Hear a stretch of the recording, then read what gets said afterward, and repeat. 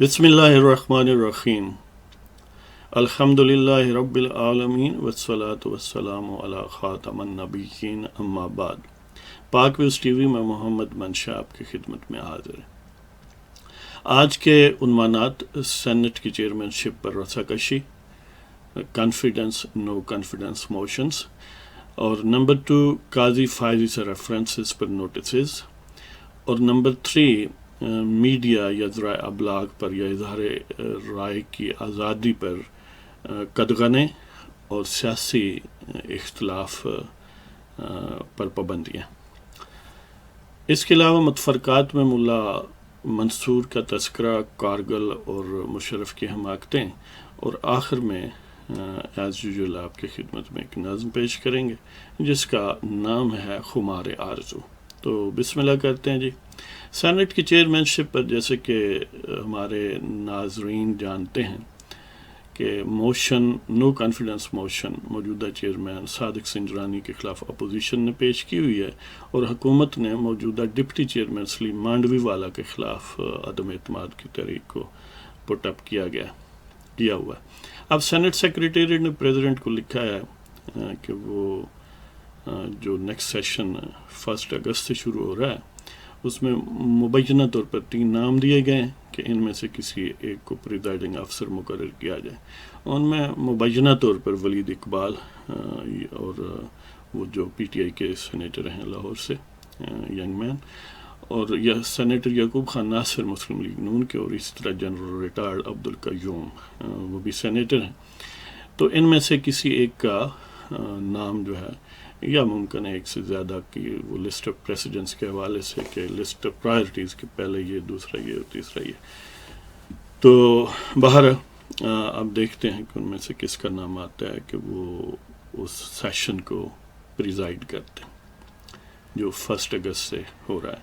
और दूसरी तरफ पॉलिटिकल डेवलपमेंट्स इस हवाले से ये हैं कि शिबली फराज जो PTI की तरफ से लीडर ऑफ द हाउस हैं सेनेट में, वो डेलीगेशन लेकर अपोजिशन सेनेटर्स के पास जा रहे हैं। इसके अलावा यकीनन मुबैना तौर पर खुफिया सरगर्मियाँ भी होंगी जो अपने तौर पर एस्पाउज या वू करते हैं अपोजिशन सेनेटर्स को मुख्तलिफ तरीक़ों से, लालच से। ज़रा मोस्ट प्रोबेबली इस वक्त लालच ही ज़्यादा काम देगा, या महकमा ज़राअत की वो क्या कहते हैं कि इम्पेंडिंग, यानी आप जो भी कह लें उसको एक नेगेटिव सेंस में, या ये पॉसिबिलिटीज़ के एक्सट्रीम सिचुएशन में आपकी जेब से एटम बम भी बरामद हो सकता है। तो बहरहाल पब्लिकली जो डेलीगेशन गया वो अपोजिशन के जो नामजद उम्मीदवार हैं इनके of success of no confidence against सिंजरानी, जिनको चेयरमैन बनाया जाएगा अपोजिशन की तरफ से, हासिल बदिंजो साहब, उनके पास शिबली फराज की क़यादत में PTI का डेलीगेशन गया और कन्विंस करने की कोशिश की कि नो कॉन्फिडेंस जो है उसको विथड्रा किया जाए। तो हासिल बदिंजो साहब ने, ज़ाहिर है वो शिबली फराज तो अभी पैदा नहीं हुए थे सियासत में, बल्कि PTI भी शायद पैदा नहीं हुई थी तब से, वो हकीकी सियासतदान हैं और एक हकीकी सियासतदान घराने से। तो उन्होंने उन्हें ये फरमाया कि आप तशरीफ़ ले जाएं, इसके कोई इम्कानात नहीं है अब जहाँ तक मामलात पहुँच चुके हैं।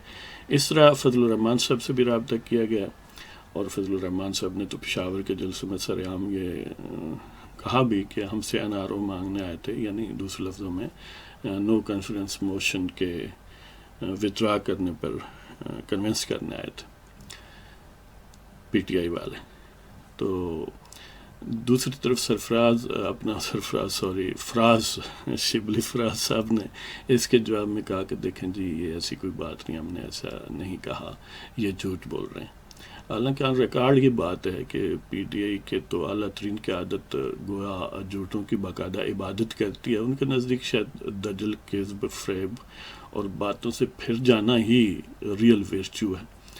तो इसलिए फराज साहब की ज़ुबान से इस किस्म की नॉनसेंस जो है वो यकीनन जचती है कि फजलुर रहमान साहब ने جھوٹ بولا، حالانکہ سب کے سامنے وہاں رابطے ہو رہے ہیں، سب کے سامنے حاصل بدنجوں کے پاس بھی گئے ہیں، سب کے سامنے فضل الرحمان سے بھی روابط قائم کرنے کی کوشش کی ہے اور کنونس کرنے کی کوشش کی ہے، لیکن اس کے باوجود سفید جھوٹ اور منہ پر جھوٹ بولنا یہ گویا پی ٹی آئی کی قیادت کا ترہ امتیاز ہے. اس فن میں ان کو کوئی مات نہیں دے سکتا. تو دیکھتے ہیں کہ اب ایک طرف تو ظاہر اپوزیشن کے پاس تو نون اور بالکل روز روشن کی طرح عیاں بات ہے کہ 64-65 سینیٹر ہیں. دوسری طرف پی ٹی آئی کے پاس یا ان کے الائز کو ملا کے بہت کم تعداد ہے سینیٹرز کی، یعنی 1/3 کم و بیش سمجھ لیں، 2/3 اپوزیشن کے پاس ہیں. اس کے باوجود وہ یہ نانسنس قسم کی باتیں کرتے ہیں کہ ہم ڈیفیٹ کریں گے اور سینیٹرز جو ہیں وہ اپنے ضمیر کے مطابق ووٹ دیں گے. یعنی ان کے نزدیک ضمیر کا مطلب یہ ہے کہ دھونس دھاندلی یا لالچ کی وجہ سے ہمیں ووٹ دیں گے تو وہ ضمیر کے مطابق ہوگا. وہ ضمیر کو شاید یہ سمجھتے ہیں کہ پی ٹی آئی کا نام ضمیر ہے. وہ جب اپنا جمالی صاحب کو کانفیڈنس کا ووٹ ملنا تھا مشرف دور میں قومی اسمبلی سے، تو اس وقت جنرل احتشام ضمیر صاحب جو تھے، ضمیر جعفری کے صاحبزادے تھے، تو وہ لوگوں کے ضمیر خریدنے پر ممور تھے. تو اس وقت یہ کہا جاتا کہ ہم ضمیر کے مطابق ووٹ دیں گے یا فلاں ضمیر کے مطابق دے گا. تو اس سے مراد یہ ہوتا تھا کہ جنرل ضمیر جس طرح کہیں گے. تو اسی طرح اب ضمیر کا براہ راست نام تو نہیں ہے کسی جنرل کا، لیکن ظاہر ہے اس کو کنائے کے یا استعارے کے طور پر آپ استعمال کر سکتے ہیں کہ آخر اس کے ساتھ یہی بات وابستہ ہو گئی ہے. تو ان کے نزدیک ضمیر کا مطلب یہ ہے کہ پی ٹی آئی کو دھونس دھاندلی یا محکمہ زراعت کے دباؤ یا تھیلوں کے وزن سے اگر کوئی سینیٹر ووٹ دے گا، کیونکہ خفیہ بیلٹ سے ظاہر ہے معاملہ طے ہوگا، تو یہ گویا ضمیر کے مطابق ہے. تو پی ٹی آئی کی حکومت no confidence motion against Sadiq Sanjrani کی صورتحال میں وہ ضمیر پر ڈیپینڈ کر رہی ہے. تو دوسرا عنوان ہے قاضی فائز عیسیٰ. قاضی فائز عیسیٰ اور جج جسٹس کے آغا فرام سندھ ہائی کورٹ، ان کے خلاف آپ کو پتہ ہے کہ جولائی 12 کو تیسری سماعت ہوئی، اور اس کے بعد 17 جولائی کو مبینہ طور پر نوٹسز ان کو ریسیو کروائے گئے ہیں اور ان سے ان رائٹنگ جواب مانگا گیا ہے، شو کاز نوٹسز کا جواب. اور اس کے جواب میں قاضی فائز عیسیٰ نے یہ سبمٹ کی ہے اپلیکیشن سپریم جوڈیشل کونسل کے پاس کہ ہمیں وہ میٹیریل پرووائڈ کیا جائے جس بیس پر ریفرنسز بنائے گئے ہیں تاکہ ہم کوجنٹ جواب دے سکیں. اور یہ جو پروسیڈنگز ہیں سپریم جوڈیشل کونسلز کے جو ریلیونٹ رولز ہیں ان کے تحت یہ ضروری ہے کہ ایکیوزڈ کو یہ دیا جائے جس کے خلاف کمپلینٹ کی گئی ہے.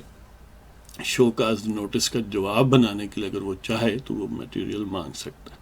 تو اس حوالے سے قاضی فائز عیسیٰ نے وہ میٹیریل مانگا ہے اور ساتھ یہ بھی ریکویسٹ کی ہے سپریم جوڈیشل کونسل کو کہ کیونکہ میرے خلاف جو الزامات تھے ان کو پبلسائز کیا گیا، ان کو میڈیا میں اچھالا گیا، تو اب میرے جو جواب ہیں ان کو بھی پبلک کیا جائے تاکہ لوگوں کو پتہ چلے کہ جو فاؤنڈیڈ یا انفاؤنڈیڈ الزامات تھے ان کا حقیقی جواب کیا ہے.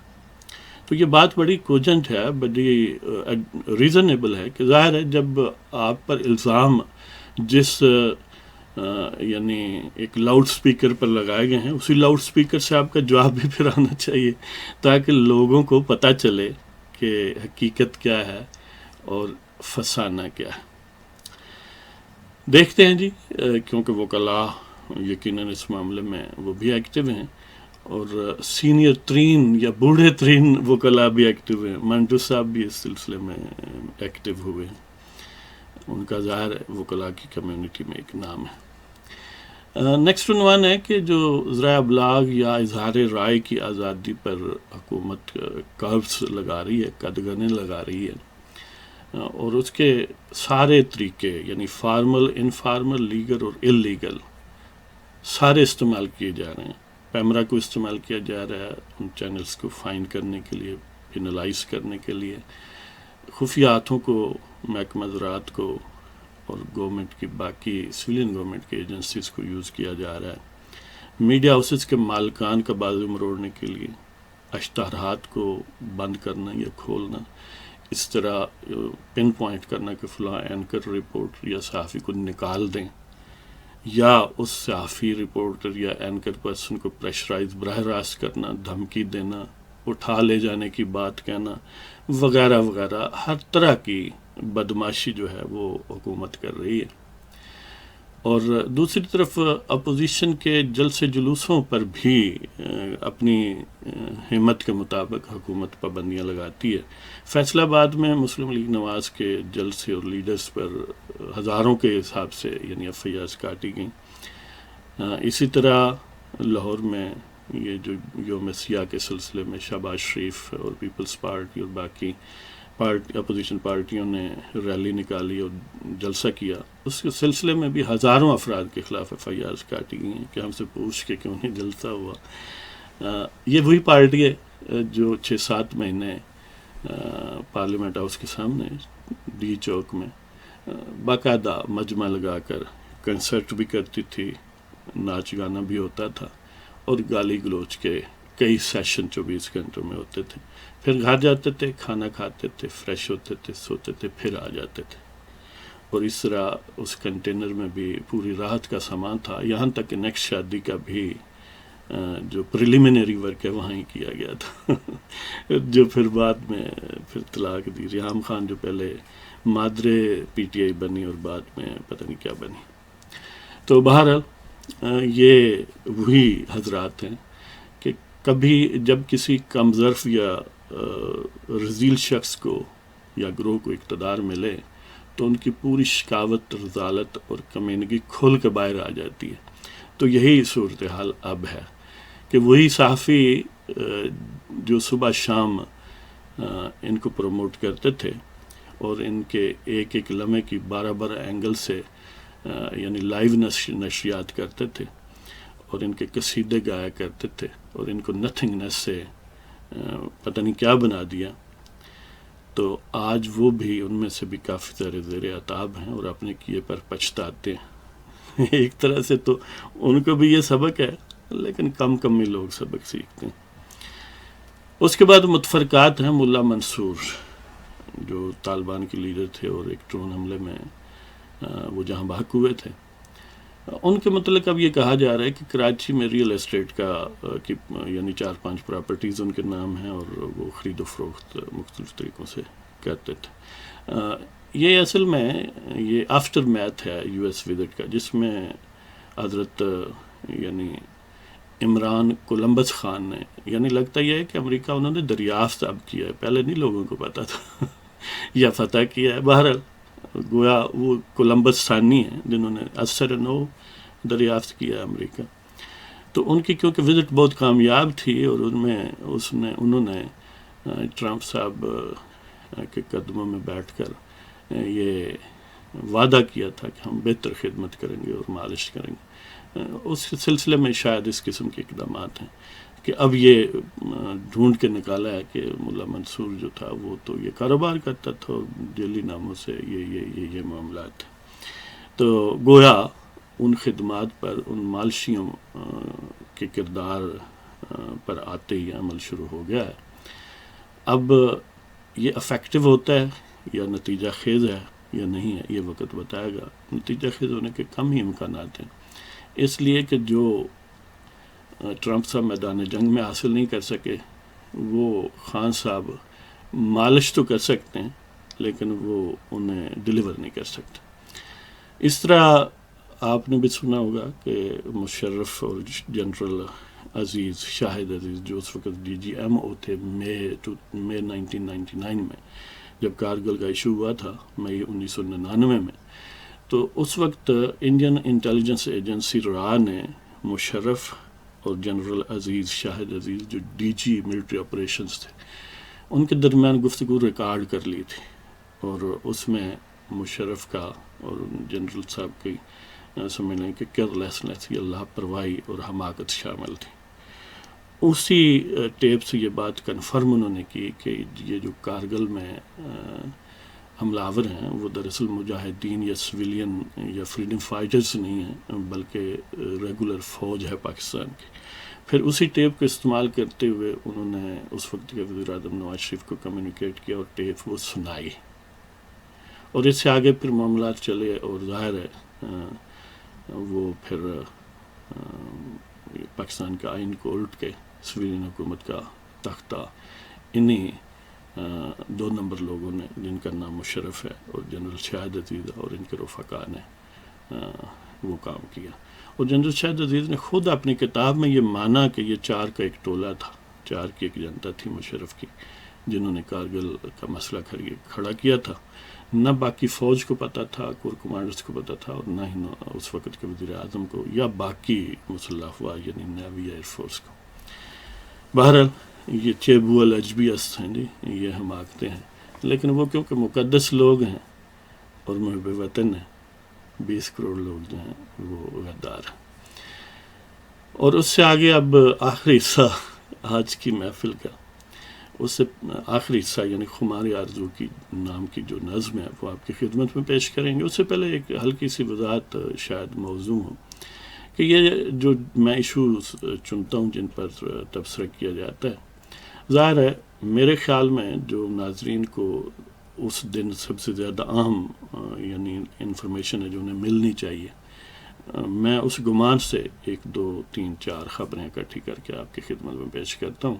اور ظاہر ہے مختلف مائنڈز جو ہیں مختلف انداز سے سوچتے ہیں، مختلف اینگلز سے سوچتے ہیں۔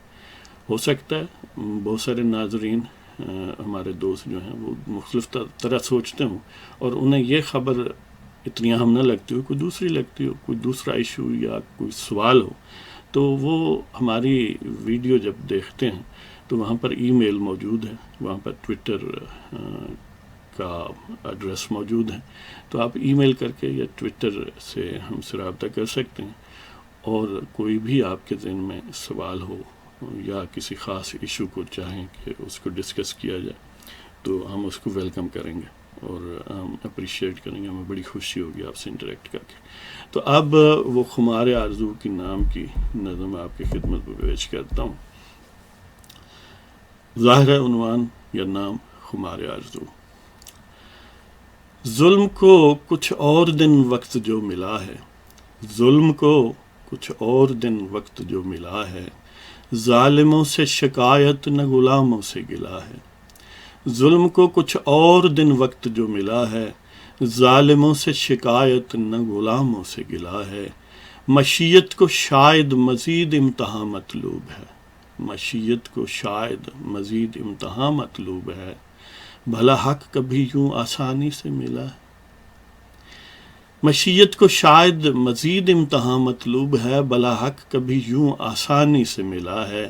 فقط اہل حمیت ہی سمجھتے ہیں اسے، فقط اہل حمیت ہی سمجھتے ہیں اسے، تمنائے آزادی اپنی ذات میں صلہ ہے۔ فقط اہل حمیت ہی سمجھتے ہیں اسے، تمنائے آزادی اپنی ذات میں صلہ ہے۔ یعنی اہل حمیت لوگ جو ہیں نا وہ اس کی قدر و قیمت یا سینسٹیوٹی سمجھتے ہیں کہ آزادی نہ بھی ملے تو کم از کم اس کی خواہش، اس کی تمنا تازہ رہنی چاہیے آپ کے جسم و جاں میں، اس لیے کہ یہ جوہر ہے انسان کے ضمیر کا، اگر یہ مر جائے گا تو گویا انسان مر جائے گا۔ اس لیے اگر نہیں بھی حاصل کر سکتے تو کم از کم وہ شرار آرزو جو ہے وہ آپ رکھا کریں۔ تو فقط اہل حمیت ہی سمجھتے ہیں اسے، تمنائے آزادی اپنی ذات میں صلہ ہے۔ اس لیے کہ یہ تمنا ان اٹ سیلف بھی ایک کریڈٹ ہے، ایک صلہ ہے، ایک یعنی عظمت کی بات۔ خمار آرزو ہر ایک کو ہے نصیب کہاں، یعنی تمنا کسی اچھی چیز کی، خاص طور پر آزادی کی آرزو جو ہے، اس کا نشہ ہر ایک کے نصیب میں نہیں ہے۔ جو غلام یا کمزور دل ہیں ان کے لیے یہ نہیں ہے، یہ فطری طور پر جو آزاد طبع لوگ ہیں یہ میوہ انہیں ملتا ہے، اس کی لذت انہیں محسوس ہوتی ہے۔ خمار آرزو ہر ایک کو ہے نصیب کہاں، اہل حریت کا یہ پر اسرار معاملہ ہے۔ یعنی یہ جو حریت پسند ہوتے ہیں نا، ان کو یہ لذت، اس لذت سے آشنا ہوتے ہیں. یہی وجہ ہے کہ اس لذت کا اتنا نشہ ہے کہ اس کے مقابلے میں وہ زندگی بھی اپنی داؤ پر لگا دیتے ہیں، ساری آسائشیں چھوڑ دیتے ہیں. خمار آرزو ہر ایک کو ہے نصیب کہاں، اہل حریت کا یہ پر اسرار معاملہ ہے. اور سلام فقیروں کا ہو ان اشفتہ سروں کو، سلام فقیروں کا ہو ان اشفتہ سروں کو، آزادی مانگنے کا جن میں حوصلہ ہے. سلام فقیروں کا ہو ان اشفتہ سروں کو، آزادی مانگنے کا جن میں حوصلہ ہے. یعنی آزادی ظالموں سے مانگنا کسی بھی حوالے سے یہ کوئی چھوٹی بات نہیں ہے، اس کے لیے بہت حوصلہ درکار ہے. اور جن کو یہ ودیت کیا گیا ہے ان کو ہم سلام کہتے ہیں. دنیا ان کو پاگل سمجھتی ہے کہ یہ عجیب لوگ ہیں، طاقتور ان سے ٹکراتے ہیں، آزادی مانگتے ہیں، اپنا ضمیر ان کا اب بھی زندہ ہے. تو ہم فقیر ان کو سلام کہتے ہیں. ظلم کو کچھ اور دن وقت جو ملا ہے، ظالموں سے شکایت نہ غلاموں سے گلا ہے.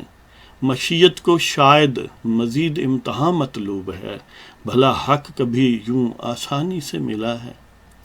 فقط اہل حمیت ہی سمجھتے ہیں اسے، تمنائے آزادی اپنی ذات میں صلہ ہے.